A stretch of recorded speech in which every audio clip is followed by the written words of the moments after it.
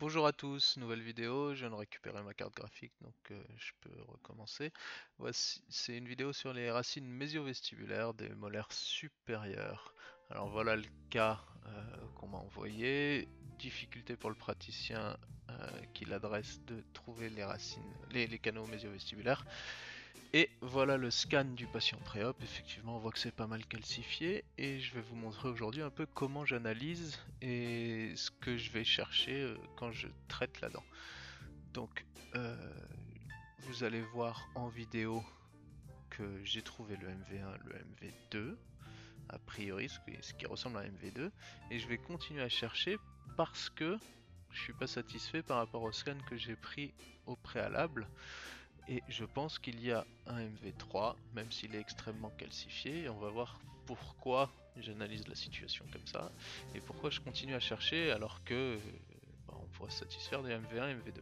Voilà, là j'ai sondé, j'avais remarqué que c'était peut-être un peu plus souple à cet endroit-là, et j'y vais avec la 2007 de Fanta Endo, et on va la voir progresser petit à petit.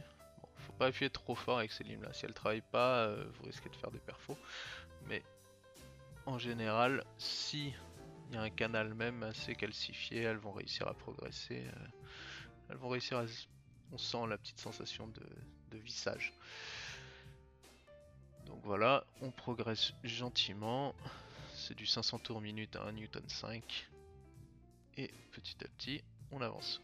Voilà, et on voit qu'on sort directement plus bas dans le MV2. Alors si on n'avait pas traité, si on n'avait pas élargi cette portion-là, on s'expose à des petits problèmes par la suite. Pas dans l'immédiat en général, parce qu'effectivement ça rejoint le MV2, mais à long terme, on aurait laissé des bactéries à cet endroit-là, beaucoup de bactéries a priori, et elles auraient pu progresser le long des racines. Ça m'est arrivé très souvent de trouver un MV2 qui rejoint un MV1 avec une infection au bout, euh, malgré tout, après des années. En général, on a une guérison immédiate, et puis à long terme, eh ben, on se retrouve avec des problèmes parce qu'on n'a pas suffisamment nettoyé les canaux. C'est une vision assez court-termiste de l'endodontie et il vaut mieux nettoyer au maximum l'espace canalaire qui existe. Voilà, ces calcifications, ces isthmes, etc., c'est un espace pulpaire, c'est pas autre chose. Donc si possible, il faut l'instrumenter et le nettoyer. Le problème c'est est-ce que c'est possible tout le temps? Et ça, la réponse est clairement non. Plus vous trouverez de ces canaux, plus vous arriverez à casser des instruments et plus vous aurez des galères et plus vos endos vont mettre longtemps, etc. Mais à mon avis, c'est nécessaire si on veut avoir bien complètement traité le canal. Alors voilà le scan, voilà l'analyse que j'en ai fait. On trouve euh, en vert, je vous ai montré la racine mésio-vestibulaire, en rouge le canal qu'on trouve le plus fréquemment. Et il faut se rappeler d'une règle, il y a une règle de symétrie qui veut que par rapport au canal distal, à l'entrée canalaire distale en général, on a le MV1 et le MV2 qui sont de part et d'autre de l'entrée du canal distal, on le voit très clairement ici dans mon schéma. Ça, c'est l'espace canalaire chez un jeune. En gros, l'espace canalaire de la racine mésio-vestibulaire, on va avoir deux canaux avec une espèce d'isthme entre les deux, qu'il est possible d'instrumenter ou non selon les cas. Ça me choque pas qu'on instrumente que ces deux canaux-là. Si on n'arrive pas à instrumenter l'isthme, ça me paraît moins choquant que d'instrumenter un canal et l'isthme et de pas instrumenter le deuxième. Alors ça c'est la configuration que vous pouvez retrouver chez les gens un peu plus âgés en général.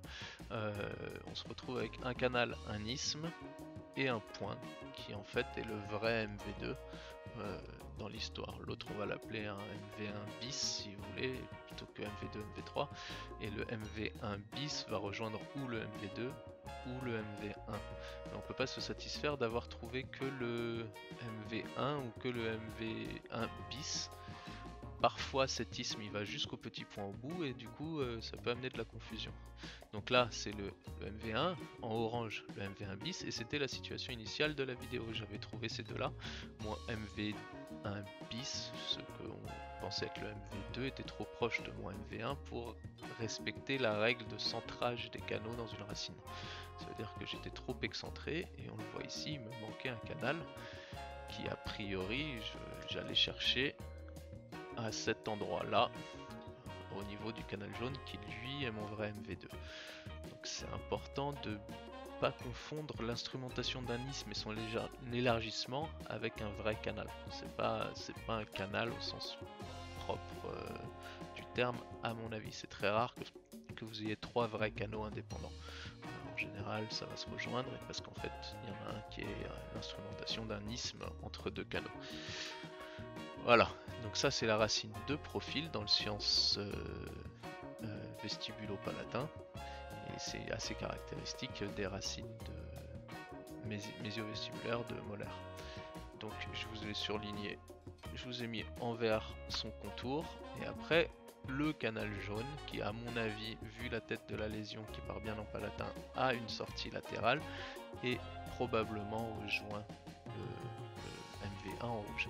En orange c'est le MV2 et en bleu, pointillé bleu, c'est les tracés possibles de ce qui se passe dans l'isthme, et c'est assez complexe de savoir. A priori il est parti là dans notre vidéo vers le MV2 vrai, donc le MV1 bis va vers le MV2 vrai pour après rejoindre le MV1. Et donc ça, c'est ce que ça nous donne une fois instrumenté. Et mon MV2, vous voyez bien qu'il était bien trop proche de mon MV1. C'est pour ça qu'à mon sens c'est quand même assez important d'avoir un scanner pour savoir à peu près où on met les pieds. On va voir que je vais injecter mon biroute dans le MV1 bis et ça va commencer à se remplir dans le MV1, donc qui rejoint bien le MV1, et on a vu aussi que le MV2 rejoignait bien le MV1 bis au moment de la préparation. Voilà, une fois obturé complètement, et le petit canal secondaire ou accessoire qui probablement provoquait une partie de l'infection dans le MV2 qui est en palatin de la racine, on ne le verra pas à la radio parce qu'il est trop directement derrière la racine mésio-vestibulaire. Voilà la radio post-op un peu excentrée, et voilà la radio assez orthogonale. Voilà, c'était un traitement de racine. On ne verrait pas grand chose de différent si j'avais pas traité le MV3, mais pourtant ça fait une différence. Merci d'avoir regardé et à bientôt.